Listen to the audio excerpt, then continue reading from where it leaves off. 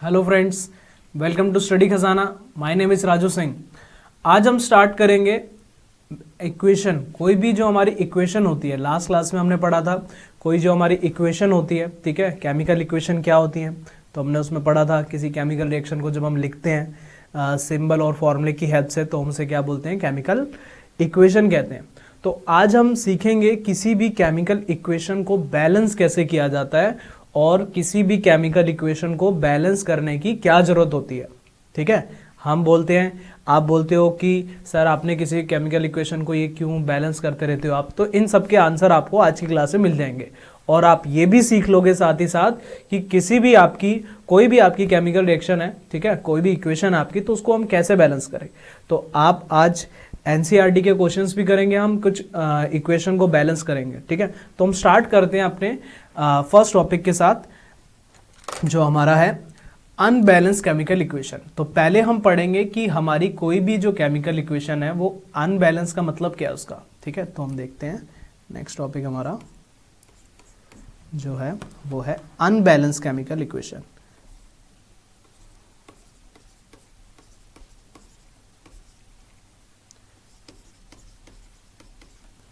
Chemical equation, तो पहले तो हम इसको डिफाइन कर लेते हैं कि अनबैलेंस केमिकल इक्वेशन का मतलब क्या है।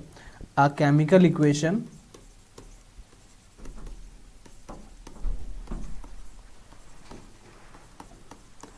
a chemical equation in which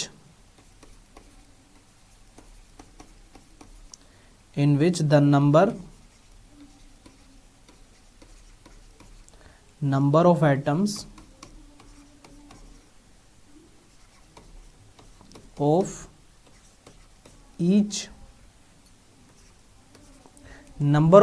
of each element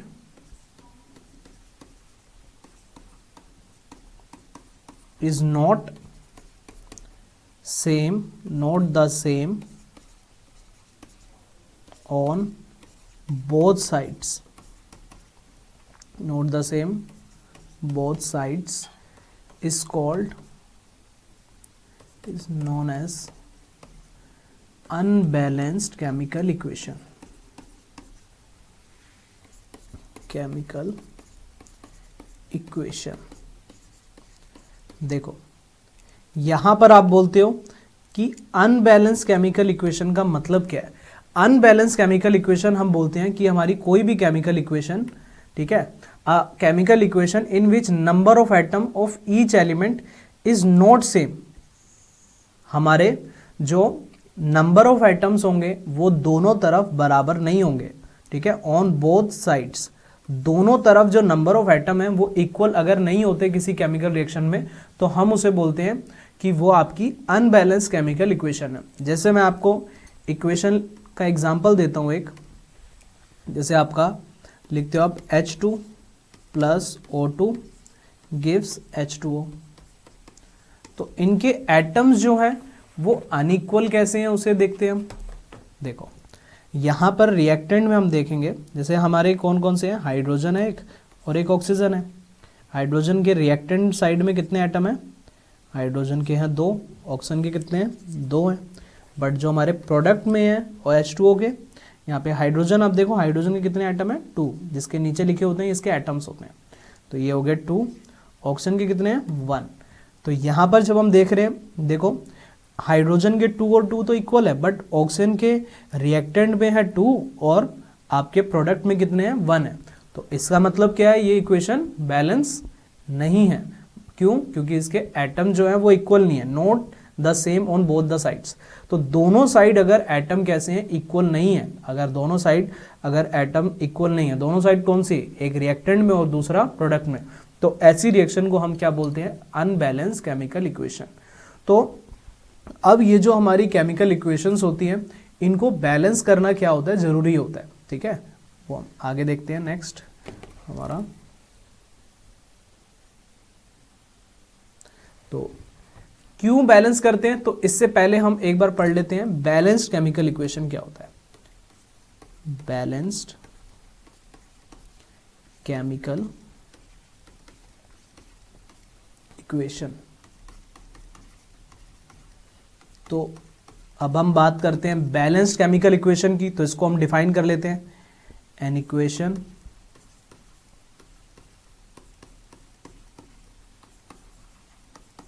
equation that has equal number of atom of different element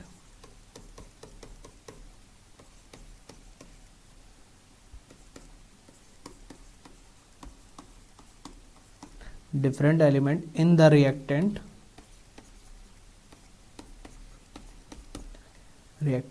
and the product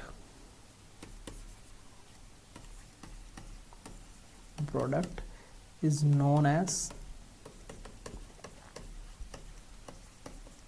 balanced chemical equation। balanced chemical equation। तो हम बोलते हैं कि अगर कोई भी हमारी केमिकल रिएक्शन है, बैलेंस केमिकल इक्वेशन हम उसे बोलेंगे an equation that has equal number of atom, जिसमें क्या है इक्वल नंबर ऑफ एटम है ऑफ डिफरेंट एलिमेंट, अलग अलग एलिमेंट के in reactant and product, reactant में और प्रोडक्ट में। तो ऐसे रिएक्शन को हम क्या बोलते हैं बैलेंस केमिकल इक्वेशन। तो बैलेंस केमिकल इक्वेशन आपको क्लियर है। तो ऐसी रिएक्शन जिसमें हम क्या बोलते हैं जिसके एटम दोनों तरफ इक्वल हो, ठीक है, रिएक्टेंट में भी उसके एटम क्या हो इक्वल हो और प्रोडक्ट में भी उसके एटम इक्वल हो, तो ऐसी रिएक्शन को हम क्या बोलते हैं बैलेंस केमिकल इक्वेशन। तो इसका एग्जांपल देखते हैं हम, जैसे कि आपका जिंक है, ठीक है, जिंक आपका कोई सॉलिड है, ठीक है, इसको मैं क्या करता हूं ऐड करता हूं किसी एसिड में ऐड कर दिया, चलो, तो ये क्या बनाएगा आपका जिंक सल्फेट प्लस H2। तो यहाँ पर अब जब आप देखोगे, यहाँ पे जब आप इनके एटम्स को देखोगे तो इसमें आप देखो कौन कौन से एटम, पहले तो आपको सबसे पहले आपको यहाँ पे एलिमेंट देखने हैं कौन कौन से हैं। एक आपको जिंक दिख रहा है, हाइड्रोजन दिख रहा है, सल्फर दिख रहा है, ऑक्सीजन दिख रहा है, 4 एलिमेंट आपको दिख रहे हैं। तो zinc, sulphur, hydrogen, oxygen. Zinc के कितने एटम है 1, पहले हम रिएक्टेंट में देख रहे हैं। उसके बाद सल्फर के कितने हैं 1, हाइड्रोजन के कितने हैं 2, ऑक्सीजन के कितने हैं 4। ऐसी प्रोडक्ट में देखो जिंक के कितने हैं 1, सल्फर के कितने हैं 1, उसके बाद हाइड्रोजन के कितने हैं 2 और ऑक्सीजन के कितने हैं 4। तो ये एटम जो है ये आपके प्रेजेंट है किसी बैलेंस कोई बैलेंस केमिकल इक्वेशन में। तो अगर एटम दोनों तरफ, रिएक्टेंट के एटम और प्रोडक्ट के एटम, दोनों के एटम क्या हो, दोनों साइड इक्वल होते हैं, तो ऐसी इक्वेशन को हम क्या बोलते हैं बैलेंस केमिकल इक्वेशन बोलते हैं। तो अगर हमारी कोई भी रिएक्शन कैसी है अनबैलेंस केमिकल इक्वेशन है, तो हमें ज़रूरी होता है कि जब हम उसको लिख रहे हैं तो हम उसको बैलेंस करके लिखें, ठीक है। तो ऐसा एक क्वेश्चन भी आता है, क्वेश्चन लिख देता हूं मैं, ठीक है, कि why is it necessary to balance unbalance chemical equation. तो किसी भी अनबैलेंस केमिकल इक्वेशन को हम जरूरी क्यों है बैलेंस करना। तो ये क्वेश्चन है आपकी एनसीईआरटी में भी है, ठीक है। ऐसा क्वेश्चन मैं लिख देता हूं इसे, why is it necessary to balance a chemical equation। ये एग्जाम में भी आता है क्वेश्चन, आने के चांस है, ऐसा नहीं है कि आएगा ही, ठीक है, काफ़ी चांस होते हैं कि किसी भी केमिकल इक्वेशन को हम बैलेंस क्यों करते हैं। तो आपने पढ़ा हुआ था एक क्लास 9th में law of conservation of mass आपने पढ़ा था। तो उस लॉ में आप क्या पढ़ते हो, पहले तो मैं इसका आंसर लिख देता हूं, according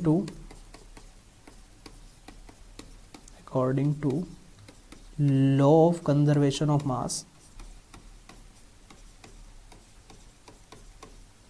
law of conservation of mass, ठीक है, क्या बोलता है mass can neither be created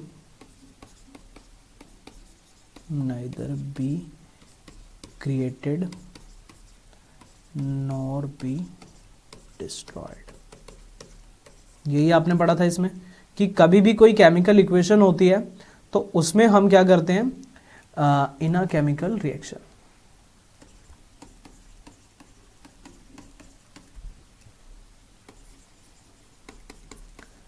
देखो कह रहा है, क्वेश्चन कह रहा है, एनसीईआरटी में क्वेश्चन है आपका, ये कह रहा है why is it necessary a balance a chemical equation. कह रहा है केमिकल इक्वेशन को बैलेंस क्यों किया जाता है, according to law of conservation of mass. आपने क्लास 9 में पढ़ा था law of conservation of mass, उसमें आपने पढ़ा था law of conservation of mass बोलता क्या है, mass can neither be created nor be destroyed in a chemical reaction. कह रहा है कभी भी कोई केमिकल रिएक्शन होती है तो उसमें आपका मास में कभी भी क्या होता है, चेंज नहीं होता, मास कभी भी वेरी नहीं करता। जैसे कि कोई केमिकल इक्वेशन लिखी मैंने, जैसे अभी मैंने एक केमिकल इक्वेशन लिखी थी, जिंक प्लस, चलो HCl ले लेते हैं आप, तो आपका H2SO4 ही करते हैं, बैलेंस केमिकल इक्वेशन लेते हैं हम, H2SO4, तो जिंक सल्फेट प्लस कॉपर। जैसे सपोज करो आपका मैंने क्या करा, 30 ग्राम जिंक लिया और 70 ग्राम मैंने सल्फ्यूरिक एसिड लिया। इसको जब मैंने क्या करा, ऐड करा, तो मुझे क्या मिलता है, जिंक सल्फेट मिलता है। इसका मास है 70 ग्राम और इसका हो गया 40 ग्राम।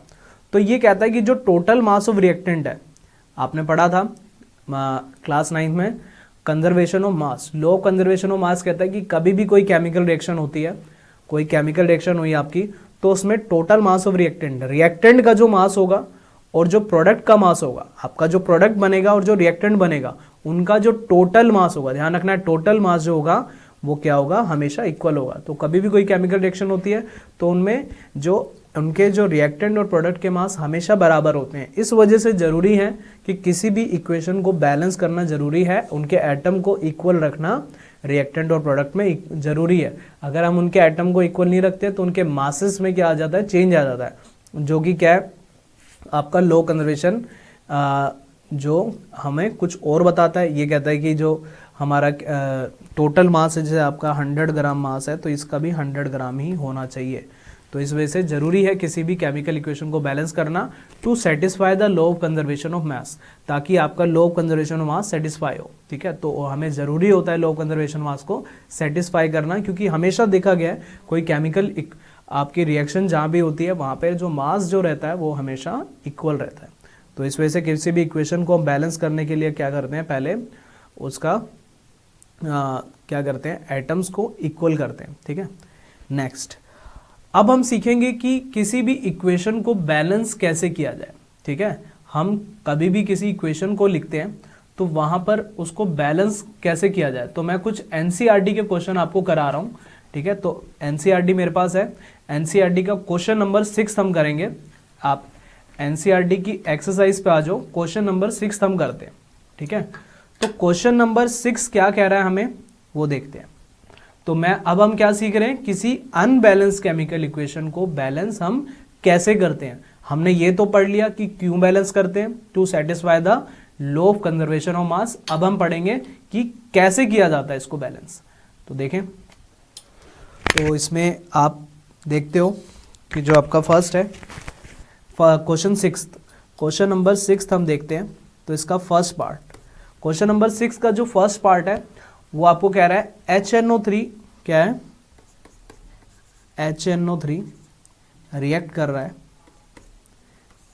कैल्शियम हाइड्रोक्साइड से और क्या बन रहा है आपका कैल्शियम नाइट्रेट प्लस वाटर। ये आपकी रिएक्शन है, ये आपको दे रखा है क्वेश्चन में। तो अब आपको क्या करना है, इसको बैलेंस करना है। तो बैलेंस करने के लिए देखो, बैलेंस करने के कई सारे आपने मेथड पढ़े होंगे। ठीक है, आपके स्कूल में अलग कराते होंगे या कहीं भी आप पढ़ते हो तो वहाँ पे आपको कुछ और तरीके मिले होंगे। तो बट मैं आपको सिंपल तरीका बता रहा हूँ। ठीक है, आपको कुछ नहीं करना, बस 2-3 बातों का ध्यान रखना है, इक्वेशन ईजिली बैलेंस हो जाएगी। ठीक है, तो सबसे पहले जब भी आपको इक्वेशन को बैलेंस करना है तो आप क्या करो, इन सब में पहले एलिमेंट आप देखो कौन कौन से प्रेजेंट है। देखो कौन कौन सा प्रेजेंट है, एक हाइड्रोजन प्रेजेंट है, एक नाइट्रोजन है, एक आपको ऑक्सीजन दिख रहा है यहाँ पे अलग, कैल्शियम दिख रहा है, हाइड्रोजन, ऑक्सीजन, तो सबको आप क्या कर दो, अलग अलग करके लिख दो, ठीक है। और जब भी आप लिखोगे तो आप कैल्शियम, नाइट्रोजन, हाइड्रोजन, ऑक्सीजन, जब भी आप एलिमेंट को लिखोगे तो हाइड्रोजन और ऑक्सीजन को एंड में लिखना, ठीक है, ताकि आपका इजीली बैलेंस हो जाए, ठीक है। ऐसा नहीं है कि ऊपर लिख दोगे तो गलत हो जाएगा, बस आप नीचे लिखना, रिएक्शन आपकी इजीली सॉल्व हो जाएगी। अच्छा, इसके बाद आपने क्या करा, सबसे स्टेप फर्स्ट क्या करा आपने, स्टेप फर्स्ट जो आपने किया वो क्या करा, एलिमेंट, जो डिफरेंट एलिमेंट प्रेजेंट थे हमारे जो इक्वेशन में, आपने क्या करा, उनको लिख दिया, ठीक है। अब इसके बाद क्या करते हैं, हम इनके एटम को लिखेंगे कि रिएक्टेंट में इनके कितने कितने एटम है। जैसे आपका कैल्शियम है, कैल्शियम के कितने एटम है, 1, ठीक है, कैल्शियम जहाँ पर कुछ नहीं यानी 1। इसके बाद नाइट्रोजन के कितने एटम है, नाइट्रोजन देखो यहाँ पे था ये, तो इसके कितने हैं, 1 एटम। इसके बाद हाइड्रोजन आप देखो, हाइड्रोजन 1 और यहाँ पे कितने हैं, 2। देखो कभी भी ब्रैकेट होता है आपका OH2 ऐसे ब्रैकेट में, तो इसका मतलब है ऑक्सीजन के साथ भी 2 है, हाइड्रोजन के साथ भी 2 है। तो हाइड्रोजन के कितने और हाइड्रोजन कितने हैं, यहाँ पे 1 था और यहाँ पे कितना है आपका 2, तो 1 + 2। हमेशा आपको ऐसे ही लिखना है ब्रेक करके कि 1 और 2 अलग अलग। आप अगर आप 3 लिख देते हो तो गलत हो जाएगा आपका। नेक्स्ट, इसके बाद आपको लिखना है ऑक्सीजन, देखो कितने, यहाँ पे 3 है और यहाँ पे 2, तो इस वजह से आपका क्या हो गया, 3 + 2, ये हो गया। इसके बाद आपने रिएक्टेंट के जो एटम थे उन वो लिख दिया। अब आप प्रोडक्ट में देखो एलिमेंट के जो एटम है, कैल्शियम कितना है, 1 है, इसके नीचे 1 है, कुछ नहीं है यानी 1 है, 1। इसके बाद यहाँ पे आपका जो नाइट्रोजन है देखो NO3 ट्वाइस है, NO3 ट्वाइस होने का मतलब क्या है आपका कि नाइट्रोजन के साथ 2 है और ऑक्सीजन मल्टीप्लाई हो जाते हैं, 3 × 2 = 6 ऐसे, ठीक है। तो यहाँ पे आपका नाइट्रोजन के कितने एटम है, यहाँ पे नाइट्रोजन के जो एटम है वो हो गए आपके 2। इसके बाद हाइड्रोजन के एटम आप देखो, प्रोडक्ट में देखने हैं, देखो आप रिएक्टेंट में नहीं देखोगे, आप किस में देखोगे, प्रोडक्ट में देखोगे। रिएक्टेंट का आपको तभी देखने हैं जब आप रिएक्टेंट के लिख रहे हो, तो प्रोडक्ट में ध्यान देना, अभी आपको इसको भूल जाओ। तो हाइड्रोजन कितना है आपका, हाइड्रोजन है आपका 2 और हाइड्रोजन एक बार ही है, यहाँ पे 2 बार था। ऑक्सीजन कितना है, 3 × 2 = 6 + 1, 2 है ना। तो आपको पहले क्या करना है, इनके एटम लिख दिए, ठीक है। अब आपको मतलब नहीं है इक्वेशन से, भूल जाओ। अब आप क्या करो, इसमें देखो 1 1, यहाँ पे आपका 1 और 1, ठीक है, यहाँ पे भी 1 है और यहाँ पे भी 1 है, तो ये बैलेंस है, इसको बैलेंस करने की जरूरत नहीं है। यहाँ पे आपके 2 है, यहाँ पे 1 है, तो इसका मतलब है अगर हम इसमें 2 से मल्टीप्लाई कर दें तो दोनों बैलेंस हो जाएंगे। अब मल्टीप्लाई किस में करना है, 2 में, नाइट्रोजन में, यहाँ पे। तो जब आप यहाँ पे मल्टीप्लाई करोगे, देखो होता क्या है, बच्चे क्या होता है कभी कभी ऐसे कर देते हैं, HNO3 है तो यहाँ पे 2 से मल्टीप्लाई कर देंगे, चलो भाई बैलेंस हो गया हमारा।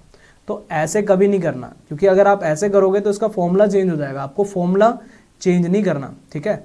आपको क्या करना है, आपको जब भी मल्टीप्लाई करना है तो आप आगे करोगे, किसी एलिमेंट में आप मल्टीप्लाई नहीं कर सकते, क्योंकि वहाँ पे फॉर्मूला जो होता है वो चेंज हो जाता है। अच्छा, इसके बाद नेक्स्ट, जब यहाँ पे ध्यान देना आपको, जब आपका ये नाइट्रोजन है, ठीक है, आपका नाइट्रोजन मल्टीप्लाई करा तो इसमें मल्टीप्लाई किससे होगा, हाइड्रोजन में भी होगा और ऑक्सीजन में भी क्या होगा, मल्टीप्लाई होगा। तो हाइड्रोजन कहाँ है आपका, देखो ध्यान देना है, 2 हाइड्रोजन आपके, एक है फर्स्ट और एक है आपका सेकंड। तो आप फर्स्ट वाले हाइड्रोजन में मल्टीप्लाई करोगे, सेकंड वाले में कर दोगे तो गलत हो जाएगा। तो इस वजह से मैंने इसको अलग अलग करके लिखा था। अगर आप यहाँ पे 3 लिख देते तो 6 हो जाते। अच्छा, आपने हाइड्रोजन में करा और साथ में साथ आपको किस में करना है, ऑक्सीजन में भी मल्टीप्लाई करना है, ठीक है। अब यहाँ पर मैंने मल्टीप्लाई कर दिया। अब आप देखोगे यहाँ पे आपके 2 बैलेंस हो गया। अब यहाँ पे आप देखो 2 + 2 यानी 4, यहाँ पे 4 आइटम है। अब यहाँ पे आप देखो कितने हैं, 2, तो इसका मतलब है आप हाइड्रोजन में क्या करो, 2 से मल्टीप्लाई कर दो। हाइड्रोजन में यहाँ पे जब आप 2 से मल्टीप्लाई करोगे तो ऑक्सीजन में भी आपको क्या करना पड़ेगा, 2 से मल्टीप्लाई। तो 2 से जब आप मल्टीप्लाई करोगे, कौन से ऑक्सीजन, ध्यान रखना यहाँ पे 2 ऑक्सीजन है, एक है आपका ये ऑक्सीजन फर्स्ट और एक है आपका सेकंड। तो आप सेकंड वाले में मल्टीप्लाई करोगे, क्योंकि आपने यहाँ पे मल्टीप्लाई किया है ना, तो इस वजह से। तो इस वजह से यहाँ पे आप देखो 3 × 2 = 6 + 2 8, 6 + 2 8। तो यहाँ पे जो आपके एटम है 8 8, तो अब आपकी ये जो इक्वेशन है ये बैलेंस हो गई है इक्वेशन, ठीक है। आपको किसी भी कोई भी आप मेथड यूज कर सकते हो, बस आपको इक्वेशन को बैलेंस करना है, ठीक है। अगर आपको ये मेथड इजी लग रहा है तो आप इस मेथड को यूज कर सकते हो। देखो मेन जो होता है इक्वेशन में वो होता है ये चीज, आपके टीचर इस चीज को देखते हैं, उनको इससे मतलब नहीं है नीचे आपने क्या कैसे सॉल्व किया, उन्हें बस ये चीज, उनको बस यहाँ पर इस ये चाहिए कि ये कैसे आपका आंसर आया। तो अब बच्चे क्या करते हैं, कभी कभी यहाँ पे सॉल्व कर लेते हैं और ऊपर मल्टीप्लाई करना भूल जाते हैं, तो भी गलत हो जाता है। ध्यान रखना, मेन आपकी ये इक्वेशन है, इक्वेशन ये आपकी मेन नहीं है जो आप ये वर्क कर रहे हो। क्लियर है। नेक्स्ट, इसके बाद क्वेश्चन नंबर सेकंड लेते हैं हम एनसीईआरटी का। एनसीईआरटी का क्वेश्चन नंबर सेकंड क्या कह रहा है, देखो सेकंड कह रहा है NaOH and H2SO4, NaOH plus H2SO4 gives, एक साथ है H2SO4 एक साथ है, H2SO4 gives Na2SO4 Na2SO4 plus H2O, ये आपका बन रहा है। तो अब आपकी इक्वेशन जो है वो ये है। तो इसमें आप ध्यान देंगे कि इसको बैलेंस कैसे करें। देखो सिंपल तरीका बैलेंस करने का वही, आप क्या करो सभी एलिमेंट को अलग अलग कर दो। यहाँ पे आप देख रहे हो sodium oxygen hydrogen, hydrogen sulphur oxygen, तो इन सबको आप अलग अलग करके लिखो। और लिखने का तरीका क्या है, हम क्या करेंगे हाइड्रोजन और ऑक्सीजन को सबसे एंड में लिख देंगे। तो यहाँ पे आप देखो सोडियम, उसके बाद सल्फर, हाइड्रोजन, ऑक्सीजन, और कोई एलिमेंट तो अलग दिख नहीं रहा। अब यहाँ पे रिएक्टेंट के आइटम लिखो। रिएक्टेंट में सोडियम कितना है 1, सल्फर कितना है 1, क्योंकि देखो यहाँ पर मल्टीप्लाई 4 किसके साथ है, 4 ऑक्सीजन के साथ है। यहाँ पे देखो कुछ नहीं यानी 1, तो 1। हाइड्रोजन 1 प्लस 2, हाइड्रोजन भी खत्म हमारा, 1 प्लस 2, ठीक है। 3 लिखोगे तो गलत होगा। ऑक्सीजन 1 प्लस 4, तो ये आपका 1 प्लस 4 हो गया। इसके बाद ऐसे ही आप एटम लिखोगे, किसके प्रोडक्ट में लिखोगे। प्रोडक्ट में एटम कितने हो जाएंगे, सोडियम के कितने हैं 2, सल्फर के कितने हैं 1, हाइड्रोजन के कितने हैं 2, ऑक्सीजन के कितने हैं 4 प्लस 1। तो अब आप देखो यहाँ पे ऊपर से स्टार्ट करेंगे हम, 2 है यहाँ पे 1 है, तो हमें सोडियम में मल्टीप्लाई करना पड़ेगा 2 से। सोडियम कहाँ पर है, यहाँ पे है, तो इसमें आपने क्या करा 2 से मल्टीप्लाई करा। तो ऑक्सीजन और हाइड्रोजन में भी मल्टीप्लाई करना पड़ेगा। कौन से वाले ऑक्सीजन में, फर्स्ट और फर्स्ट वाले, दोनों ही फर्स्ट है, ठीक है। ये 2 और 2 बैलेंस, 1 और 1 बैलेंस। इसके बाद यहाँ पे आप देखो 2 प्लस 2 4, यहाँ पे आपका कितना है 2, तो इसका मतलब है यहाँ पे अगर हम 2 से मल्टीप्लाई कर दें किस में, हाइड्रोजन में, तो ऑक्सीजन में भी करना पड़ेगा, तो ये दोनों बैलेंस हो गए। तो ये आपका कितना हो गया 2 प्लस 4 6, और ये आपका 4 प्लस 2 6। तो इस तरीके से हम क्या करेंगे, इक्वेशन को बैलेंस करेंगे। बहुत सिंपल मेथड है। अब अगर आपने 2 इक्वेशन देख ली है तो आप इस वीडियो को पॉज करके आप सारे एनसीईआरटी के क्वेश्चन कर सकते हो। आप कोई भी आपसे क्वेश्चन ईजिली सॉल्व होगा एकदम। नेक्स्ट आपका है third C part. C part कह रहा है NaCl plus AgNO3 gives AgCl NaNO3, ये आपका है। तो सेम इसमें भी वही, sodium chlorine silver nitrogen oxygen. यहाँ पे आप आपके 5 एलिमेंट है, इनको अलग कर देंगे, sodium silver nitrogen chlorine oxygen. Sodium कितने हैं 1, सिल्वर 1, ठीक है, sodium 1, silver 1, nitrogen 1, chlorine 1, oxygen 3। Sodium 1 ये रिएक्टेंट के लिखे, ये प्रोडक्ट के हो गए। Silver 1, nitrogen 1, chlorine 1, oxygen 3। तो ये जो इक्वेशन है ये पहले से ही बैलेंस थी, ठीक है। तो कुछ कभी कभी इक्वेशन हमारी ऐसे भी आ जाती हैं जो पहले से ही बैलेंस होती है, तो बच्चे उसको फिर भी बैलेंस करने लग जाते हैं कि सर क्या करें, अब कहाँ से बैलेंस करें। तो ऐसा नहीं है। तो अगर इक्वेशन पहले से ही बैलेंस है तो आपको बैलेंस करने की जरूरत ही नहीं है, ठीक है। जो चीज़ पहले से ही हो रखी है वो आप दोबारा कैसे कर सकते हो। नेक्स्ट, फोर्थ डी पार्ट इसका, तो डी पार्ट कह रहा है barium chloride BaCl2 plus H2SO4 sulphuric acid gives BaSO4 barium sulphate plus HCl। ठीक है, अब यहाँ पे आप ध्यान रखो, सेम वही मेथड सब में अप्लाई करेंगे, ठीक है। Barium, sulphur, chlorine, hydrogen, oxygen, ये आपको एलिमेंट दिख रहे हैं यहाँ पे। बेरियम के कितने एटम हैं रिएक्टेंट में 1, बेरियम कितना हो गया 1। ऐसे ही आपका सल्फर कितने हैं, सल्फर है आपके 1, क्लोरीन कितने हैं 2, हाइड्रोजन कितने हैं 2, ऑक्सीजन कितने हैं 4।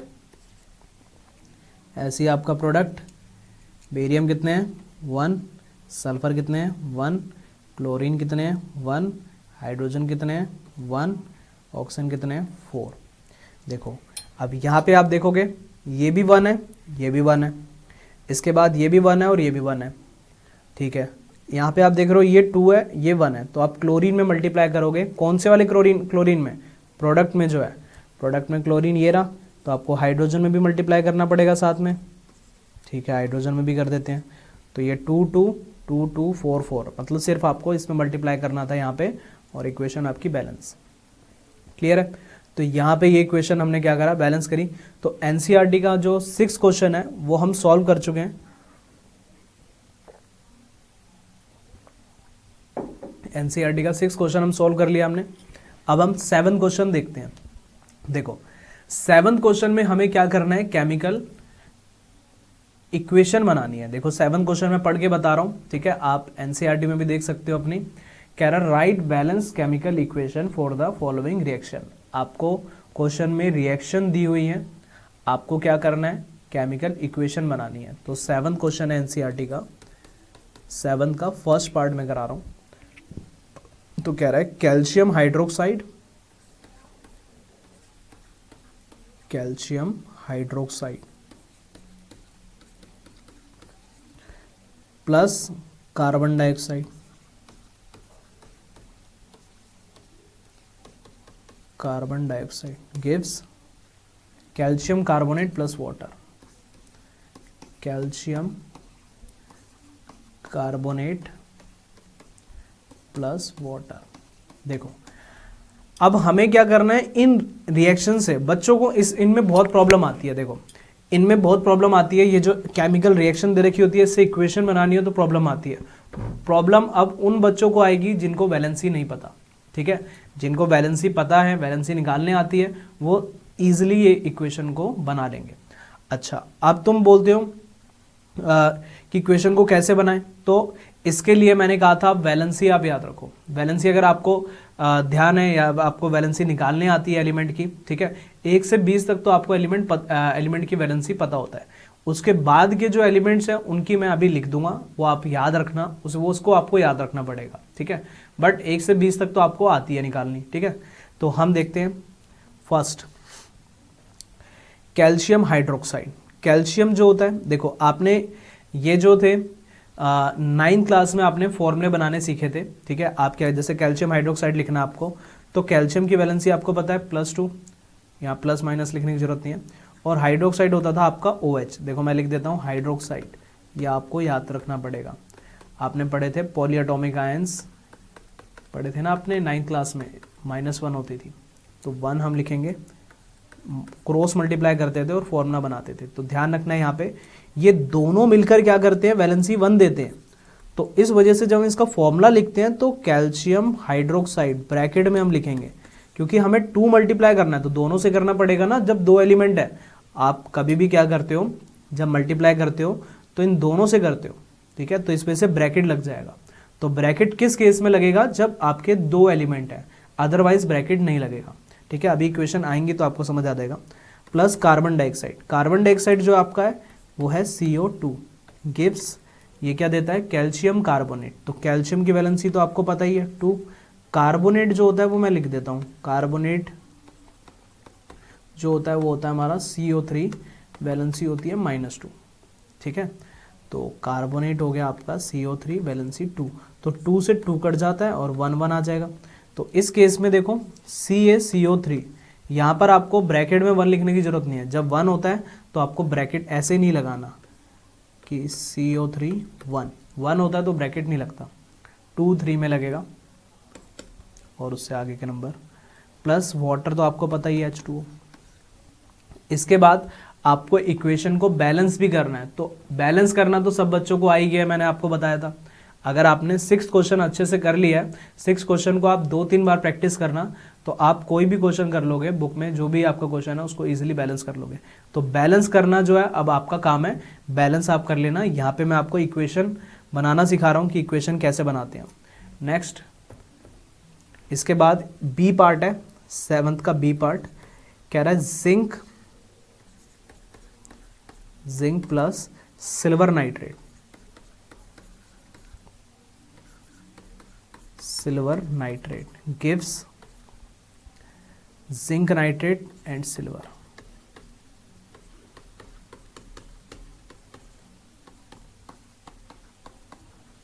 ये है, तो यहां पे आप देखो, पहले तो हम इक्वेशन बनाएंगे जिंक। जिंक ध्यान रखना, जिंक होता है सिंबल Zn, वैलेंसी होती है +2। ठीक है, जिंक सिंबल है, जिंक अकेला है, प्लस सिल्वर नाइट्रेट। सिल्वर ध्यान रखना आपको, सिल्वर जो होता है वो होता है Ag,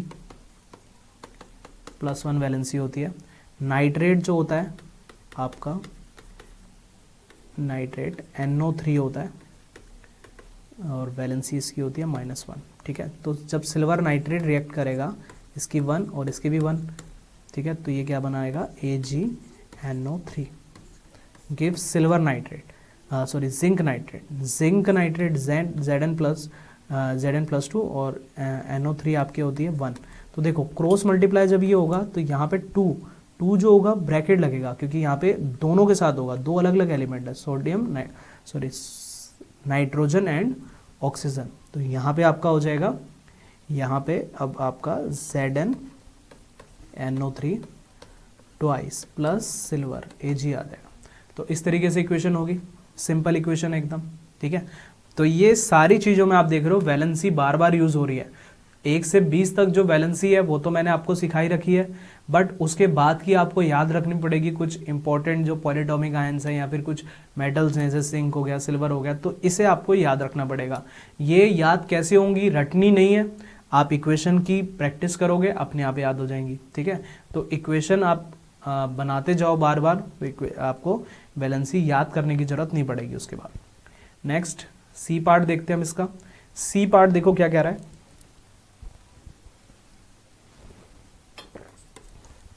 सी पार्ट कह रहा है aluminium plus copper chloride, aluminium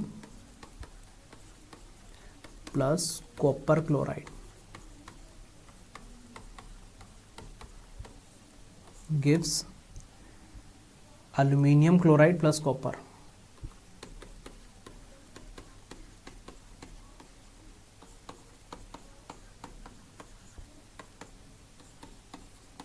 ठीक है, एल्यूमिनियम तो आपको पता ही है, atomic number 13 Al plus copper. Copper ध्यान रखना आप, कॉपर जो होता है आपका Cu होता है, वैलेंसी +2। ठीक है, तो कॉपर क्लोराइड बनाना आपको, तो कॉपर की वैलेंसी 2, क्लोरीन की 1, क्रॉस मल्टीप्लाई होगा तो क्या होगा, CuCl2। अब आप बोलोगे ब्रैकेट क्यों लगाया, क्योंकि क्लोरीन एलिमेंट अकेला है, जब 2 होंगे तब ब्रैकेट लगेगा।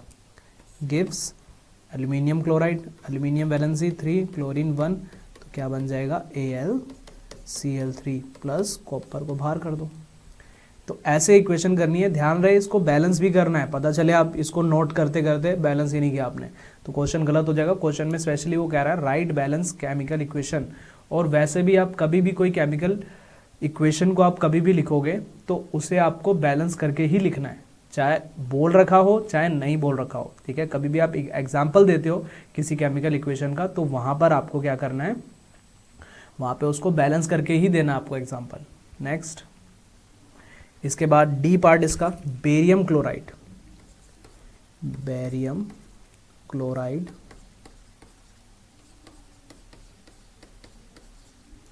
प्लस पोटेशियम सल्फेट,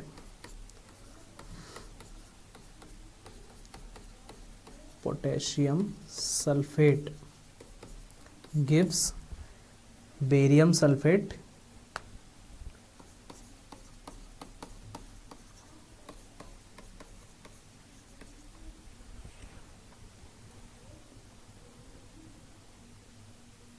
ये बेरियम सल्फेट है, समझ जाना आप, ठीक है। Barium sulphate plus potassium chloride,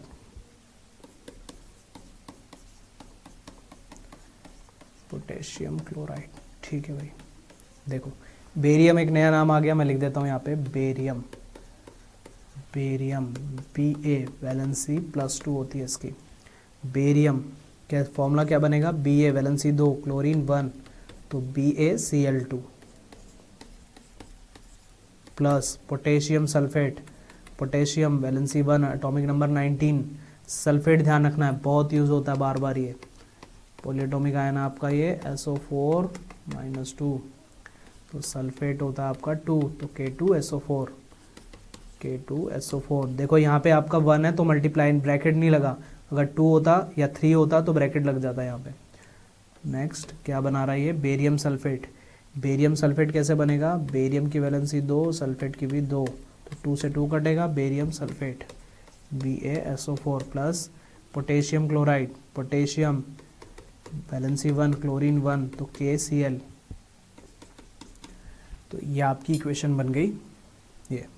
इसके बाद बैलेंस करना आपका काम है। देखो आप ऐसे इक्वेशन को आपको बैलेंस करना है तो सबसे पहले ज़रूरी है आपको इक्वेशन बनानी आनी चाहिए। अगर आप इक्वेशन कोई गलत बना दोगे तो वहाँ पे आपका क्वेश्चन भी क्या हो जाएगा, गलत हो जाएगा, चाहे फिर आप बैलेंस करते रह जाओगे, बैलेंस आपसे होगा नहीं फिर, ठीक है, अपना टाइम वेस्ट करोगे एग्जाम में। तो इसलिए ज़रूरी है कि पहले इक्वेशन को आपको लिखना आना चाहिए। आपको कोई वर्ड इक्वेशन दे रखी है, आपको इसको केमिकल इक्वेशन में कन्वर्ट करना आना चाहिए, ठीक है। नेक्स्ट, ऐसी आपका 8th क्वेश्चन है, इसमें भी आपको क्या करना है, right balance chemical equation for the following reaction and identify the type of reaction. आपको टाइप्स ऑफ रिएक्शन भी पहचाननी है। तो अभी हमने टाइप्स ऑफ रिएक्शन नहीं पढ़ा हुआ, तो इसको हम क्या करते हैं, इसकी इक्वेशन बना लेते हैं, बाकी बाद में हम पढ़ लेंगे कि कौन सी तरह की रिएक्शन है।